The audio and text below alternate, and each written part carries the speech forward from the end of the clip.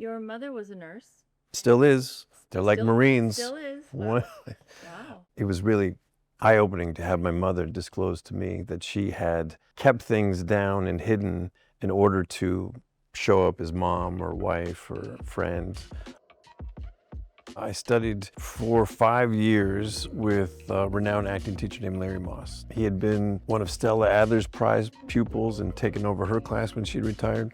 And I stumbled in that class and saw Michael Nouri and Jason Alexander and all these wonderful actors on stage and thought, I've got no business being here. You have said that you were mentored by George Clooney, Anthony Edwards, and Eric LaSalle in ER. You are now a mentor to the Pitt cast. What is your advice? Different kind of mentor. Yeah, those guys are all amazing older brothers and had had a lot more experience than I had had at that point, not just on camera, but dealing with fame and attention and how to handle money. So they were really great lighthouses for me. What is your advice and wisdom to those younger actors on the Pitt? Know your lines, hit your marks, be on time, take your work seriously, don't take yourself seriously, have fun. Don't try to think of this as a springboard to another place. Think of it as a surfboard that if you stay on it and don't fall off, will take you where you want to go.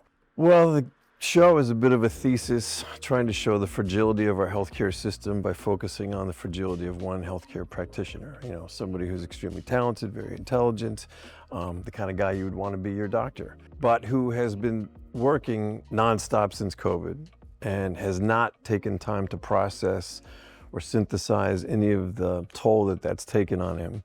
So he's kind of compartmentalized it all, stuffed it down, and found other ways of not dealing with it that aren't particularly healthy. And this was a day of an inevitability. When we meet him on this day, it's the day that it's no longer going to be tenable to wear the mask. So the whole exercise was to get to that moment and to show a sort of slow and steady drumbeat towards it, and to make that drumbeat really relatable so that everybody could identify with, yeah, you know, I've often wanted to fall on the floor of a peds room and cry too. So I think in a way he became more emblematic of how we all feel post-COVID than just healthcare practitioners, but that was the exercise. Your mother was a nurse. Still is. They're like Marines. Still is. Wow.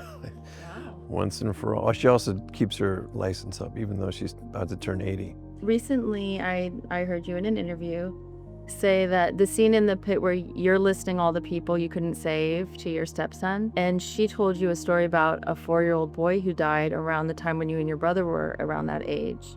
Well, that was really quite profound because I, work with healthcare professionals all the time, and it was really eye-opening to have my mother disclose to me that she had kept things down and hidden in order to show up as mom or wife or friend, and have had those memories come up, triggered by that episode of TV. And in a way, if you were going to prescribe a treatment to somebody who has had these kind of traumatic events happen to them, one of the preferred methods is exposure therapy, where within the confines of a safe environment, you're getting a little bit of a dose of what it was that was your trigger in the beginning. And if this show provides that exposure therapy to people who are first responders so that they can relive it, but in the confines of their living room surrounded by loved ones, I think that's really, really positive. I recently met a woman who lost her brother to a fentanyl overdose, and she said that it was extremely difficult to watch that, but it was really somewhat cathartic at the same time. And she was thrilled that we got that messaging out there because it was an accidental overdose. He wasn't thinking he was taking fentanyl like the young man in the show. Yeah, I think if you have a teenage kid and you watch that show, you made a phone call pretty much right after it and said, "Listen to me." I know I did.